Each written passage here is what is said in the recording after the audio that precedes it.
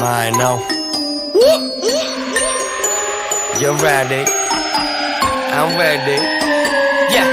Assalamualaikum warahmatullahi wabarakatuh. Nama saya Hairunisa, saya dari kelas biologi 1. Di sini saya akan membuat video materi yang pertama, yaitu tentang pantun. Adapun di video yang pertama ini ada poin-poin penting yang akan dibahas dalam video ini. Yang pertama ada pengertian pantun, yang kedua jenis-jenis pantun, yang ketiga pantun sebagai identitas nasional, yang keempat pembangunan konteks dan pemodelan teks pantun, yang kelima memahami struktur teks pantun, yang keenam mengeksplorasi struktur teks pantun, yang ketujuh memahami kaidah kebahasaan dalam teks pantun, yang kedelapan ada syair. Pertama kita akan membahas tentang pengertian pantun. Pantun merupakan khazanah lisan Melayu tradisional yang terdiri dari 4 baris yang mandiri dengan skema rima abad. 2 baris pertama merupakan pembayang dan sampiran, sedangkan 2 baris berikutnya mengandung isi. Biasanya, bagian pembayang merupakan unsur-unsur alam, sementara bagian isi merujuk kepada dunia manusia yang meliputi perasaan, pemikiran, dan perbuatan manusia. Selain bentuk 4 baris, pantun juga bisa terdiri dari 2 baris, 6 baris, 8 baris, dan bentuk berkait yang dikenal sebagai pantun berkait. Namun, ada yang menganggap bahwa pantun Melayu sekedar hasil dari kreativitas orang-orang Melayu dalam mempermainkan kata-kata.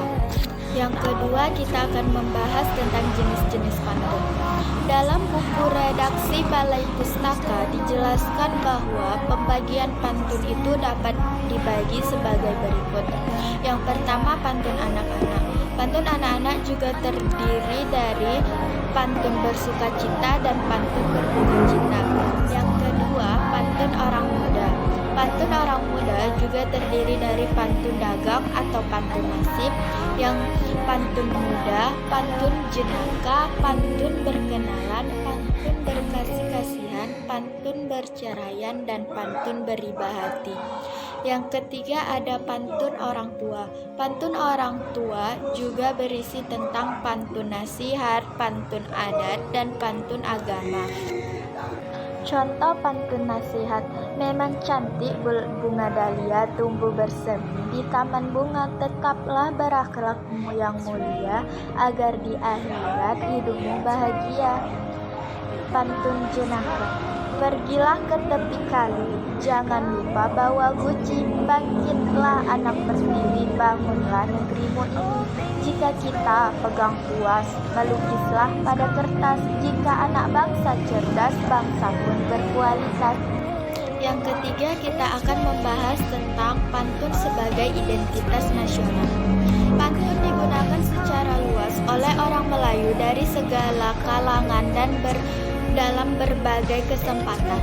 Dalam khazanah Melayu, kita dapat menemukan beragam jenis karya sastra, tetapi mengapa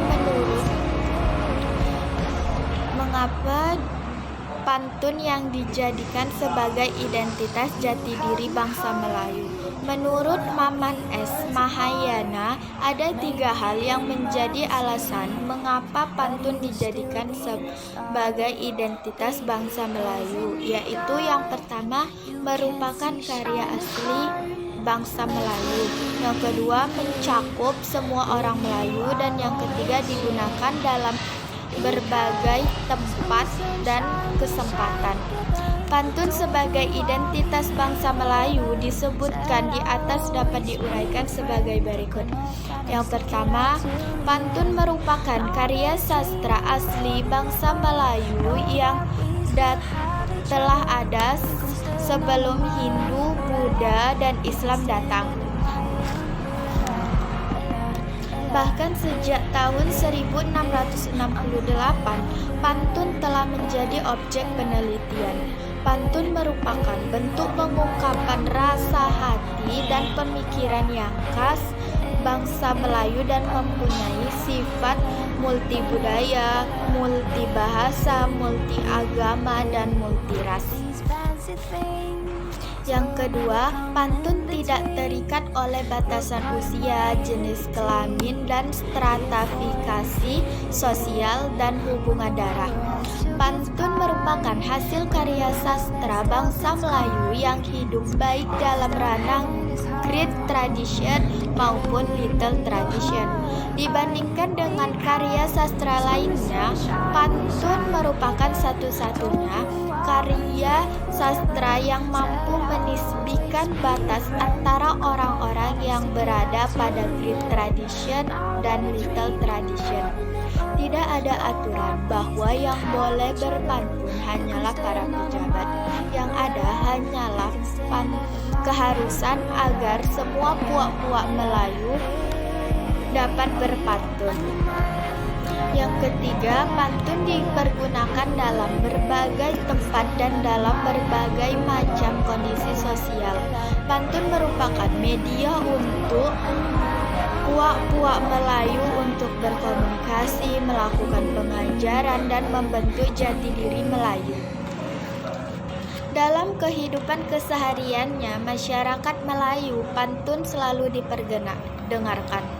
Keberadaan pantun ibarat garam dalam makanan. Betapapun makanan diolah secanggih mungkin, tetapi jika tidak ditambahkan dengan garam di makanan tersebut, maka tidak akan ketahuan enaknya. Pantun sangat dekat dengan kehidupan Melayu. Pantun dianggap sebagai satu bentuk kesenian yang lahir dari naluri kebudayaan Melayu itu sendiri. Bahkan pantun bertahan pemakaiannya hingga sekarang dalam kehidupan Melayu. Bahkan pantun sering dibuat lirik-lirik lagu atau bahkan dijadikan sebagai ungkapan-ungkapan baru. Menurut Maman, di dalam pantun ada sesuatu yang luar biasa yang melekat di dalamnya. Bahkan ada penjelasan-penjelasan mengenai sesuatu yang luar biasa. Dalam hal ini, pantun tak sekedar berurusan dengan kesamaan bunyi abad atau hanya berkaitan dengan masalah sampiran dan isi yang telah begitu banyak dibincangkan para peneliti. Tetapi juga pastilah ada masalah yang lebih radikal dan filosofis yang mendasarinya. Pasti ada penjelasan yang berkaitan dengan alam pikiran masyarakat Melayu. 4. Kita akan membahas tentang pembangunan konteks dan pemodelan teks pantun. Pantun merupakan salah satu jenis sastra lisan yang berbentuk puisi. Pantun dikenal di berbagai daerah di Indonesia dengan nama yang berbeda-beda. Dalam bahasa Minang, pantun berasal dari kata patuntun. Dalam bahasa Jawa, pantun dikenal dengan nama parikan, dan dalam bahasa Sunda, pantun dikenal dengan paparikan.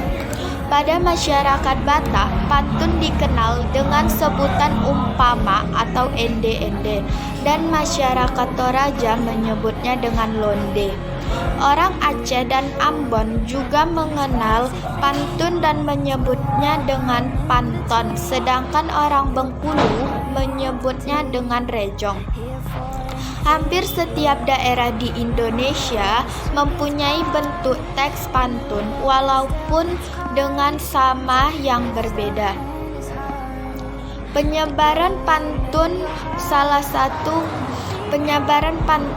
ke pelosok Nusantara menjadi bukti bahwa pantun merupakan salah satu sastra lama yang hidup dalam kebudayaan Indonesia. Ternyata selain di Indonesia, di luar negeri pun terdapat teks pantun.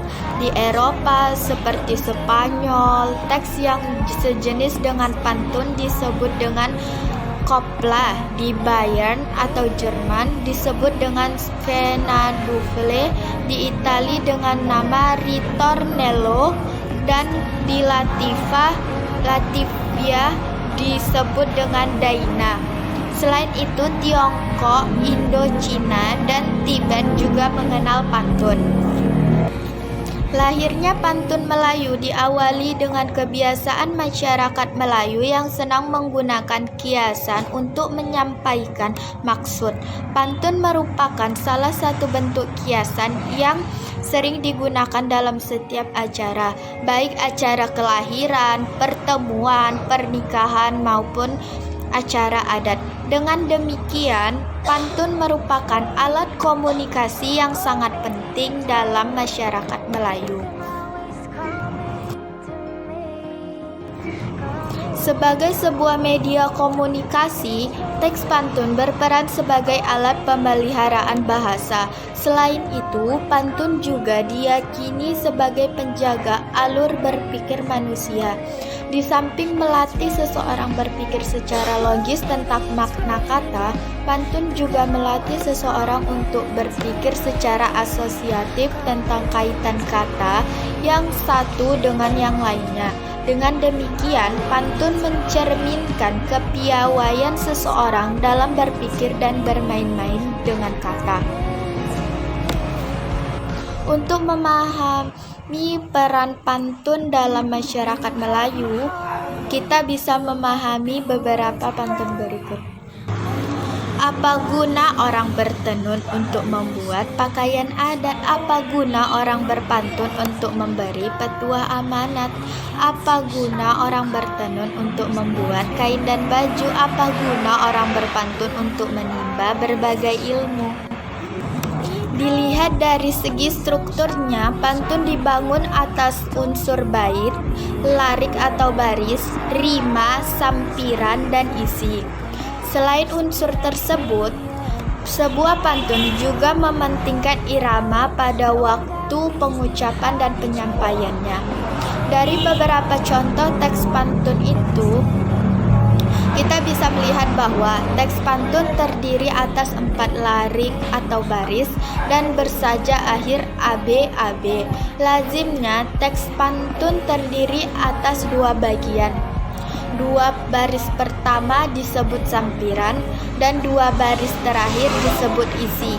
Sampiran yang biasanya berupa sketsa alam atau suasana merincikan masyarakat pendukungnya, berfungsi sebagai pengantar atau paling tidak menyiapkan rima atau sajak dan irama 2 baris terakhir untuk mempermudah pemahaman isi pantun. Yang keenam, kita akan membahas tentang mengeksplorasi struktur teks pantun. Selain bentuk 4 baris, kita juga akan mendapati pantun yang terdiri atas 2 baris, 6 baris, 8 baris, dan bentuk terkait, seperti yang terlihat pada contoh berikut. Kita juga akan menemukan pantun yang jumlah barisnya lebih dari 4, bisa 6, 8, 10, 12, dan seterusnya, asalkan jumlah barisnya harus genap. Dengan demikian, rima akhir pada talibun akan berbentuk ABC, ABC, ABCD, ABCD, dan seterusnya. Pantun seperti itu disebut dengan talibun. Talibun merupakan jenis puisi bebas yang di dalamnya terdapat beberapa baris dalam rangkap untuk menjelaskan pembarian. Pantun berkait ini merupakan pantun yang terdiri atas beberapa bait yang sambung menyambung.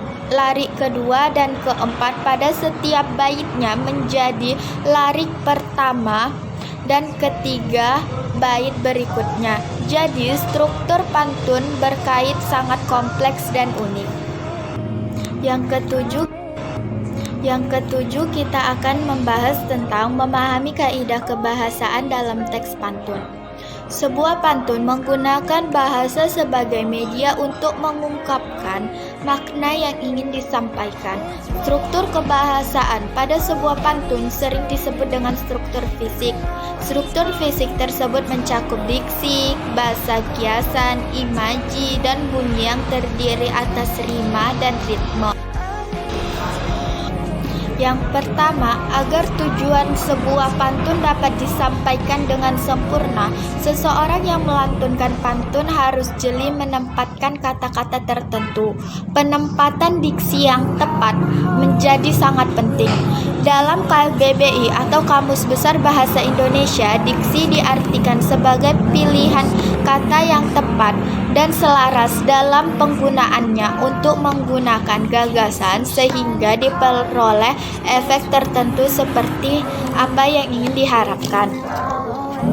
Yang kedua, dalam pantun sering ditemukan bahasa kiasan, yaitu bahasa yang digunakan pelantun untuk menyatakan sesuatu dengan cara yang tidak biasa, yang secara tidak langsung mengungkapkan makna. Bahasa kiasan di sini berupa peribahasa atau ungkapan tertentu dalam menyampaikan maksud berpantun.